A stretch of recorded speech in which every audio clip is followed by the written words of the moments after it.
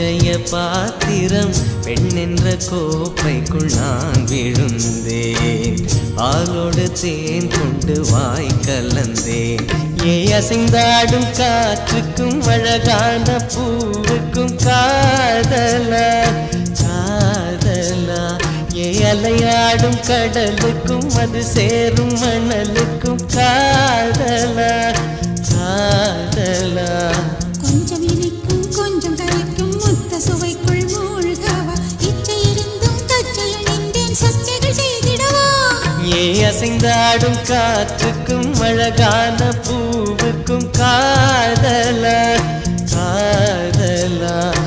அலையாடும் கடலுக்கும் அது சேரும் மணலுக்கும் காதலா காதலா.